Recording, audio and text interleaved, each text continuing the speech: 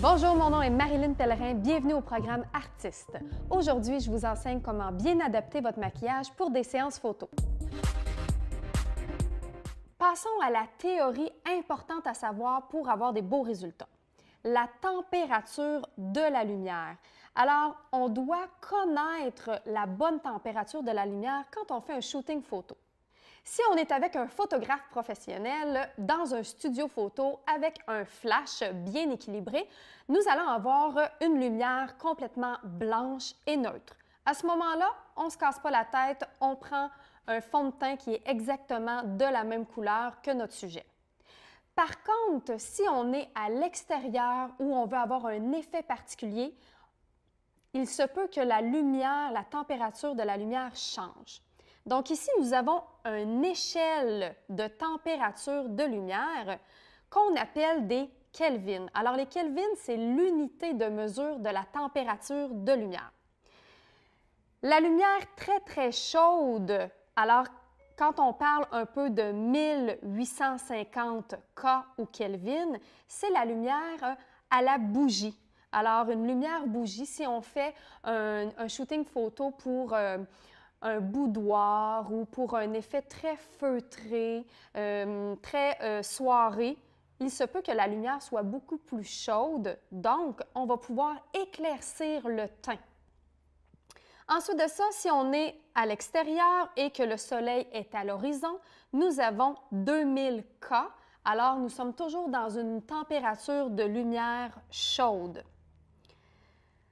Toujours sur le tableau ici, 2200 et nous allons jusqu'à 3200. Ce sont toutes les lampes que l'on peut retrouver dans une maison conventionnelle, traditionnelle. Alors, les lampes de chevet, les ampoules traditionnelles halogènes, ce sont tous des sortir la pommette. Ça va rendre une pommette plus structurée et saillante. Si vous mettez beaucoup de fard à joues et qu'on fait une séance photo noir et blanc, le fard à joues est une couleur, alors ça va donner un effet d'ombre.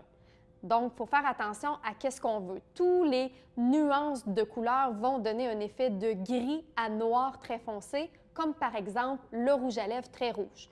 Alors, si c'est ce qu'on veut, des lèvres très foncées, très noires, on va pouvoir mettre un rouge à lèvres rouge.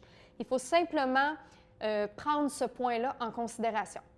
De plus en plus, la plupart des séances photos, si on fait du noir et blanc, on fait également de la couleur.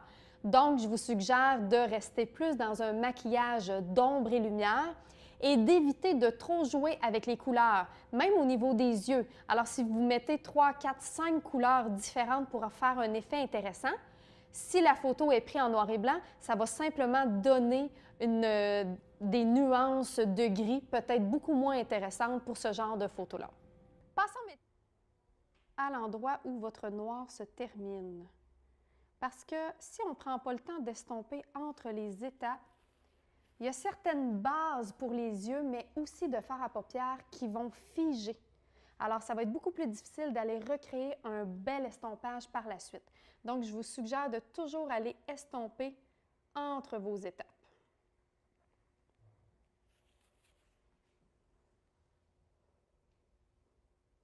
Donc, j'estompe au niveau de l'arcade.